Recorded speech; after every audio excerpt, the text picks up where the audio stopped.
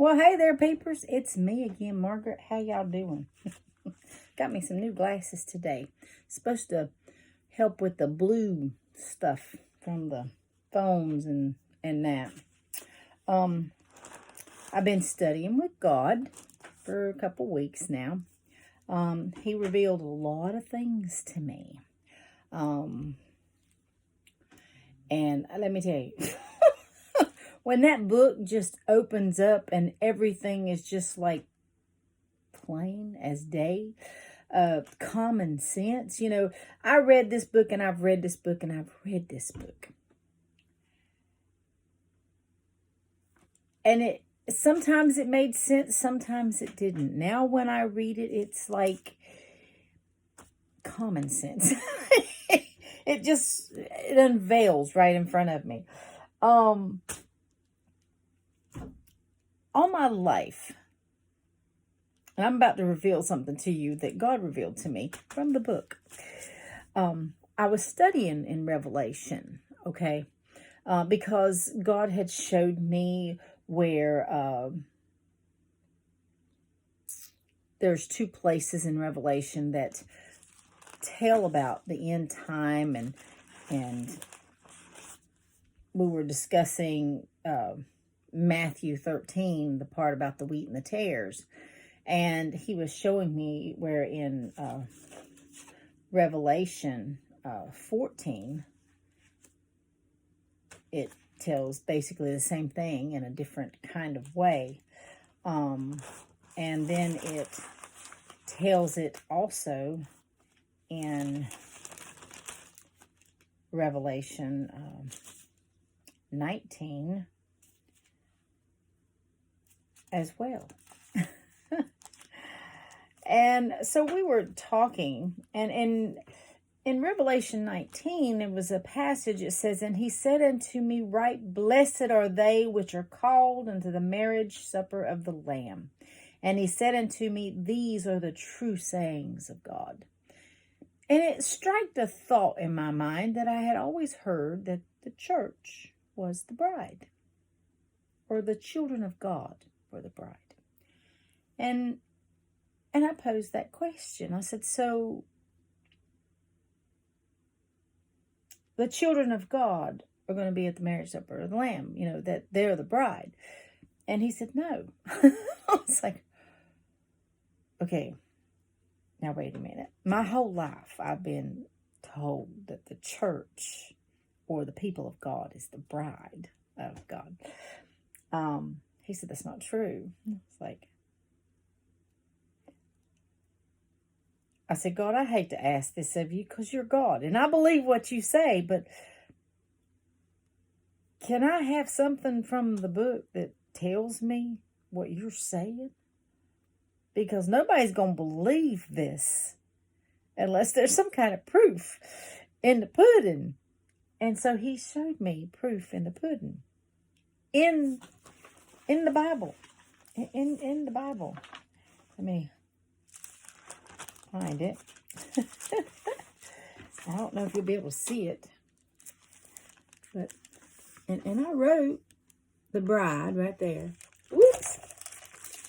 It's in Revelation 21.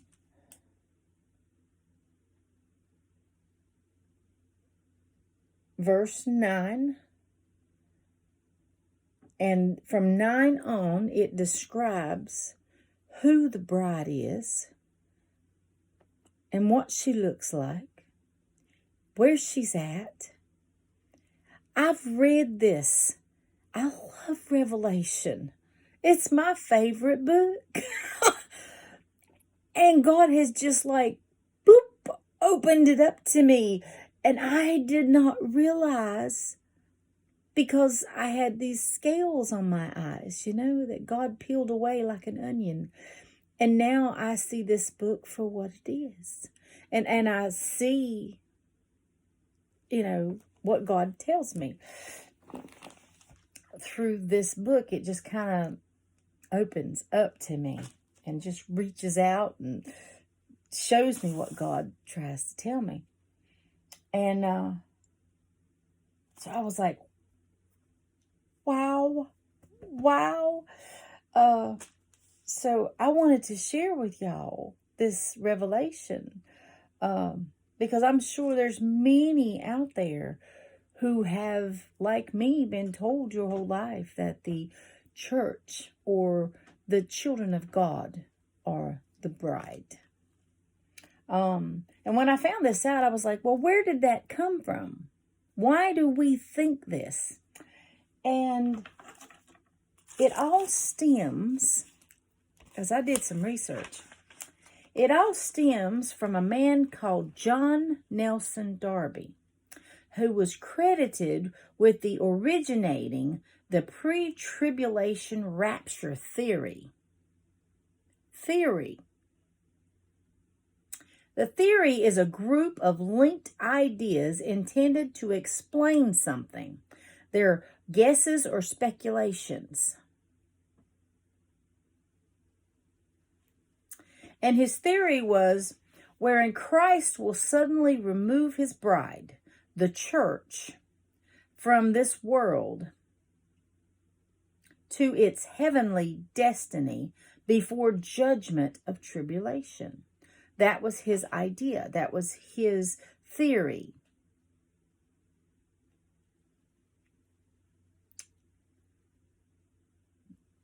Wow. And the Bible contradicts that whole theory. Yeah, contradicts it. Because the Bible contradicts the rapture. Listen to the wheat and the tares. And there's 2 places in Revelation that it plainly states it.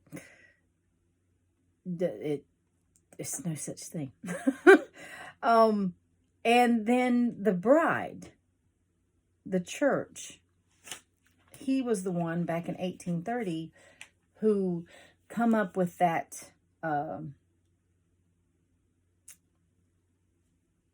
theory, that idea, that speculation as to what it was. And so when God told me that it wasn't true, me being inquisitive and me being human, I was like, well, wait a minute. I've been told my whole life that the church or that the children of God are the bride, and Jesus is the groom. He's the bridegroom. So where, and I was hesitant, but I could hear him saying, go ahead, ask. And I was like, where in the book does it say that? He says, it doesn't say that you're not. It tells you who it is. I was like, well, show me. So Revelation 21, John is seeing things. So I'm going to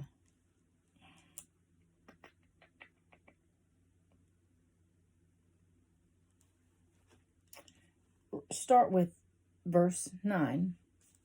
But first, John is speaking to an angel.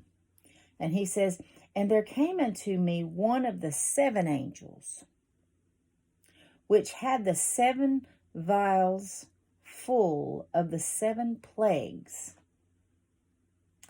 and talked with me, saying, come hither, I will show thee the bride, the Lamb's wife. Don't get no plainer than that, does it?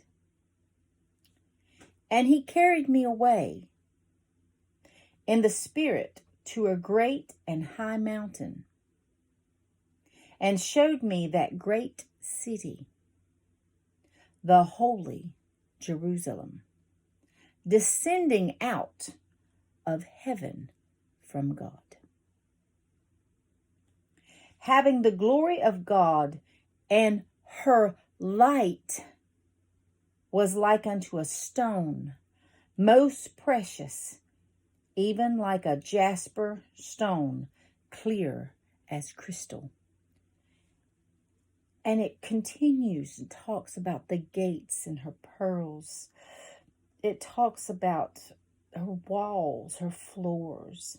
the 12 apostles of the Lamb, what each one stands for.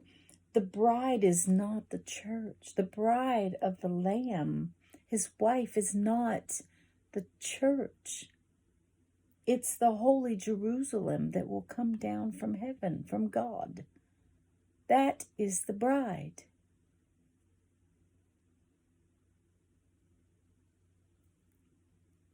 I was astonished. I've read this before. And my eyes had those scales over it to where I didn't understand what was going on. But now I understand.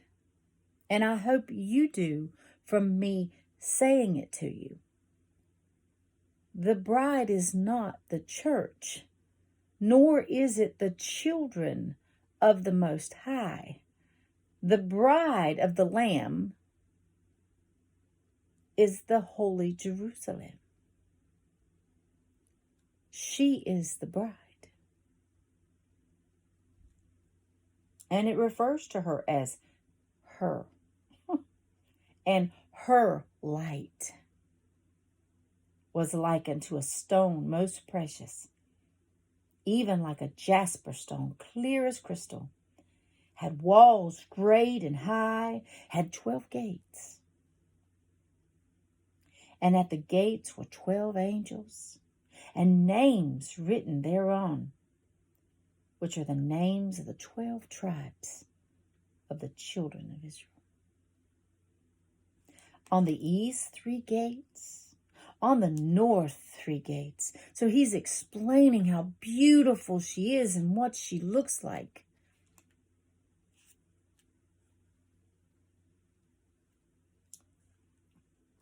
It's amazing.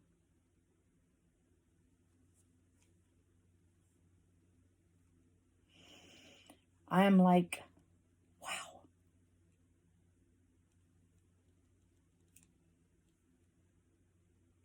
It blew me away. Blew me away. Not only did he just totally throw the rapture right out the door, he also threw the bride, how we think about things, right out the door. And then on top of that, he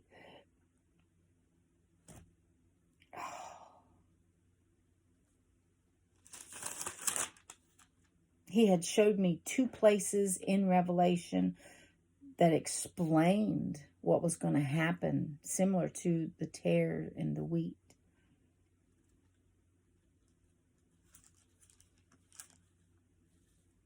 And then, with that being a kicker, he also explained that those of us who believe in God, those of us who believe in Jesus, those of us who are his children, will live through the entire thing.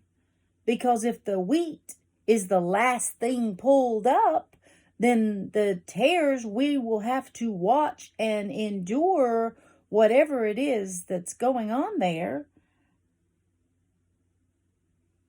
But he does do one thing for those of us.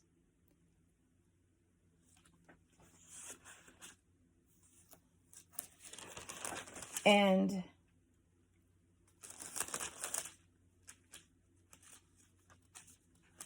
me see if I can find it.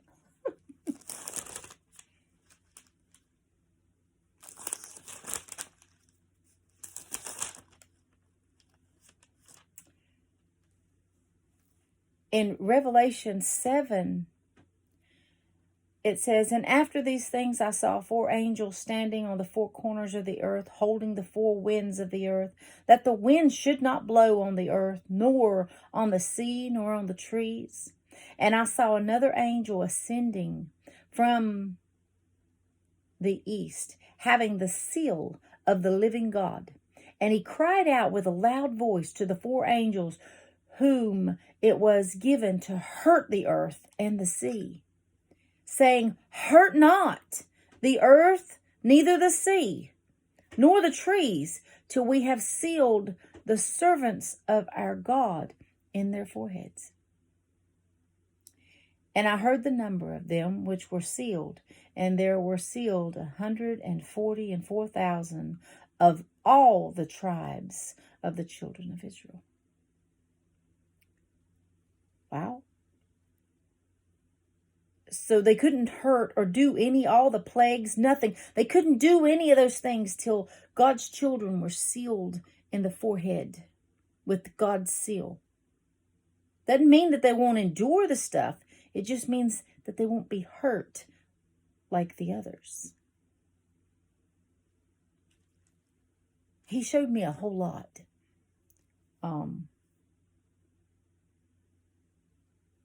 I love studying the Bible. I like talking to God. God explains a lot of things to me, unveils a lot of stuff to me.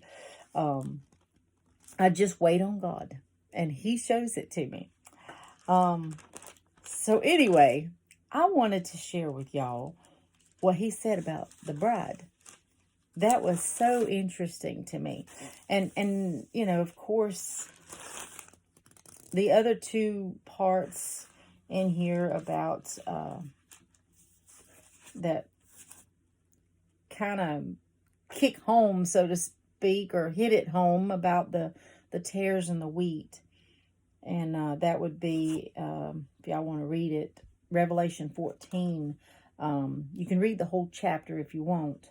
The part that mostly pertains to the wheat and tares and kind of describes them in a different way, in an end time way, would be verse 14 through, I'm going to say 20.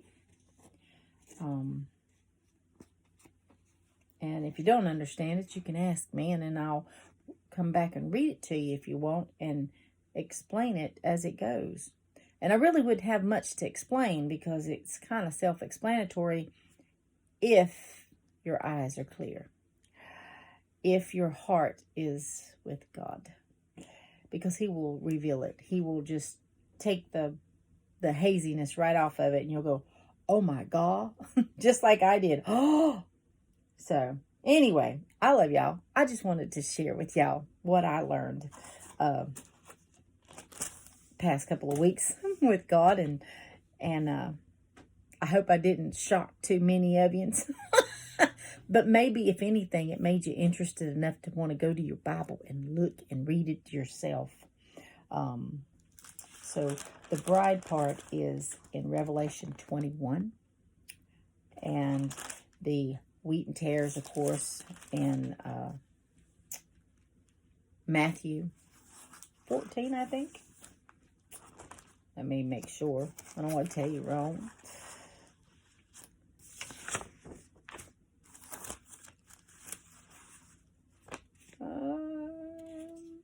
Yeah, Matthew 13. Matthew 13, not 14. He explains the wheat and the tares. And then there's another portion that's, gives you the wheat and tares, but in an end time kind of way. And that would be, okay, we done said Revelation 14 and Revelation 19. Yep. And then Revelation, of course, 21 talks about the bride. And it also goes on to 22 as well, talking about the bride. Anyway, I love y'all. I am still researching. Y'all have a blessed and wonderful night. And remember, Almighty God is listening. And He wants a relationship with you so much. And He's a wonderful God, a wonderful Father, a wonderful Creator. And He loves us all and wishes no harm upon us. But those shadows do. And that's the battle, the spiritual battle. God protecting us, and them shadows making us make choices that are not good. Anyway, I love you. Night.